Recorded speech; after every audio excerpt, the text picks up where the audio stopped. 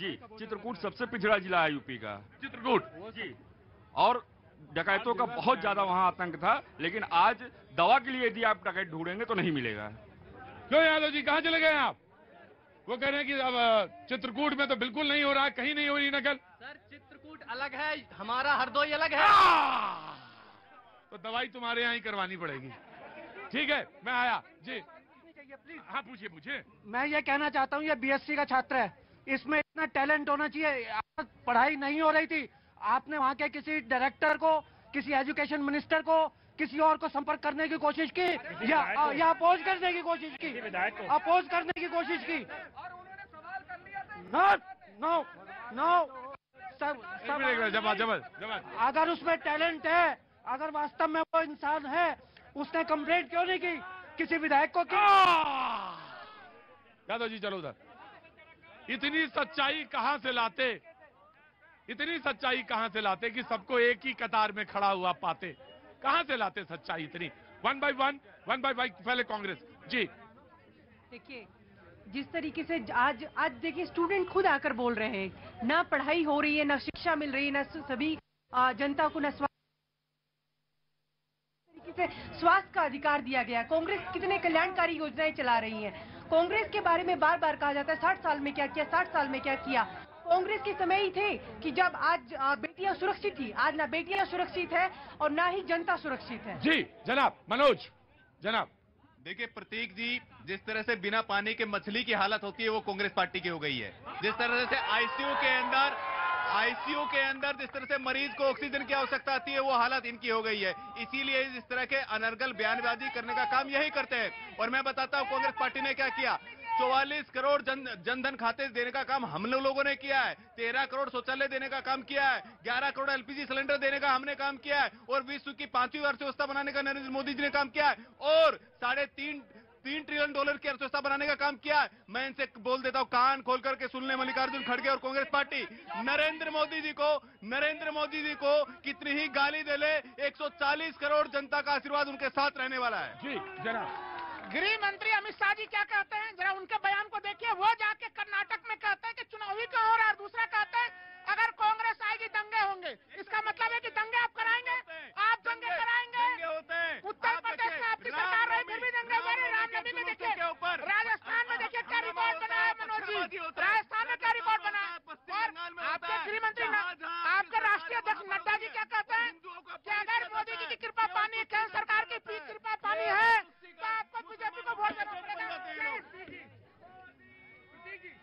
प्रतीक जी, पूरे हिंदुस्तान के अंदर आपने देखा होगा जहां जहां इनकी सरकारें, वहां पर दंगे होते हैं रामनवमी के त्योहारों पर। और ये आराम से हमने सुना आपका, आपने अमित शाह वाली बात कही। मेरा कांग्रेस की जो प्रवक्ता है उनसे एक निवेदन है, वो मुझे जरा बता दें। सिद्धरामैया सरकार के अंदर कर्नाटक में 175 केस पीएफआई के ऊपर से वापस लिए, जिसमें 211 आतंकी जो है उनको मुक्त किया गया था। तो जरा मुझे ये बता दीजिए, वो निर्णय आपका सही था या गलत था? पूछिए इनसे प्रश्न। ये देखिए मौसम बदल गया है, और कर्नाटक का भी मौसम बदलेगा 2024 का। और बड़ी जिम्मेदारी से एक बात कह रहा हूँ, देश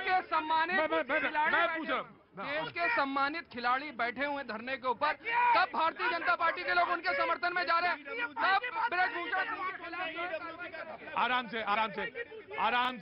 से मनोज भाई मैं किससे पूछूंगा किससे नहीं पूछूंगा, यू विल नॉट डिक्टेट मी। जी ना, आप आराम से बैठकर आप कर रहेंगे।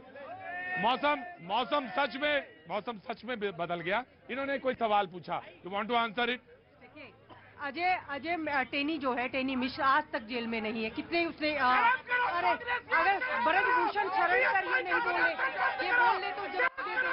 ये किसी भी चीज ब्रजभूषण शरण पर आज तक नहीं बोल रहे, वो खुलेआम बोल रहा है।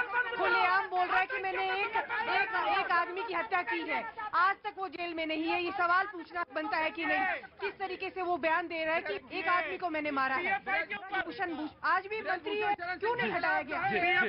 प्रतीक जी आराम से तीन माननीय मंत्री के लिए बोल रहे हैं, उनका बेटे के ऊपर कानूनी कार्रवाई हो रही है, वो जेल में भी गए। लेकिन ये लोग तो वो लोग हैं जो आतंकवादियों के लिए आंसू बहाते हैं, रात के 12 बजे जाकर के कोर्ट खुलवा देते हैं, याकूब मेनन की फांसी रुकवाते हैं, अफजल गुरु के सामने खड़े हो जाते हैं।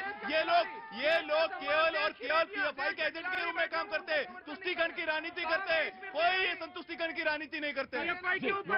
कर्नाटक में हार रहे इसलिए बौखलाए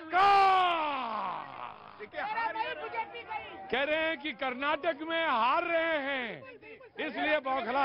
आराम। आप याद रखिएगा, डंके की चोट के ऊपर कर्नाटक में भारतीय जनता पार्टी की सरकार बनेगी। ये कितना ही चीखले चिल्ला ले और इतने बयानबाजी देने से कुछ नहीं होने वाला है। मोदी जी को कितना अपमानित कर। जी हाँ। नमस्ते, कहाँ से आना हुआ आपका? दिल्ली से। क्या काम कर रही हैं आप? स्टूडेंट है। इधर आ गया। ये कुछ कहना चाहते हैं? नहीं, कुछ नहीं कहना चाहते, आराम से पर खड़े रहना चाहते हैं। वाह, सारी जनता ऐसे ही है, चुपचाप खड़े। चुपचाप। पहले तुम अंदर कैसे आ गए? चलो पीछे। जी कितना भी चिल्ला ले, जोर लगा ले, 2024 में हमारे प्रधानमंत्री मोदी जी दोबारा आ रहे। कितना भी जोर लगा ले, किसी के माइके लाल में ताकत नहीं। आराम से। रुको। गलत बात। आप यहाँ से डिक्टेट नहीं करेंगे, बिल्कुल भी गलत। जी मैं आ रहा हूँ। रुको। जनता बोल रही है। हाँ ठीक है, मुझे मालूम है। हाँ जी, कहाँ से आना हुआ साहब? बनारस से हूँ मैं। बनारस से हैं जी। मौसम देखिए कैसा हो गया। सर मौसम बता रहा है कि मोदी ही आएंगे, देख लीजिए। मौसम बता रहा है, आप देख लीजिए। तो मुझे मौसम विज्ञानी हो कि ज्योतिषी हो? मैं जोशी नहीं हूँ, मैं प्रधानमंत्री के क्षेत्र से हूँ। क्या बात है। हाँ जी। वो मौसम ही बता दिया कि आना है प्रधानमंत्री श्री नरेंद्र मोदी को। नरेंद्र मोदी जी को आना है। जी मैंने सुना। जी बोला ना। मैं तो सब कुछ देखकर वही कह रहा हूँ कि चलती चाकी देखकर दिया कबीरा रोए, दो चाकन के बीच में साबुत बचा न कोई, यही कह के मैं विराम लगा। जनाब मैं बेटा कहाँ से आए हो? अलीगढ़ जिले से। अलीगढ़ से। क्या नाम है? हरीश शर्मा। जी बोलो। मेरा मोदी जी से और बीजेपी के प्रवक्ताओं से सवाल है। मोदी जी बोलते हैं सबका साथ सबका विकास। अब ये सबका साथ देना है तो मोदी जी को जहाँ जंतर मंतर पर ये धरना दिया जा रहा है पहलवानों के बीच में, यहाँ इनको जितने भी बीजेपी के प्रवक्ता हैं इनमें से कोई गया है यहाँ? तो जंतर मंतर पर बताइए, कोई भी गया है? बहन बेटी का जो भी बहन बेटी के लिए बैठे ना, इनकी मेरी बहन या वो बहन एक ही बात है। अगर यहाँ कोई किसी बहन को कोई छेड़ दे तो कितनी बुरी लगेगी। खेल मंत्री कहते 12 घंटे में बैठा हूँ उनके साथ। जी सर मैं कहना चाहता हूँ कांग्रेस पार्टी को, आधी रात को सुना बेटा सुना। जी कांग्रेस पार्टी को कहना चाहता हूँ, जितना मर्जी छाती पीट लीजिए, आप जितना मर्जी बोल लीजिए, जितना आपने कीचड़ उछाला है उतना ही बेटा सुना मैंने सुना।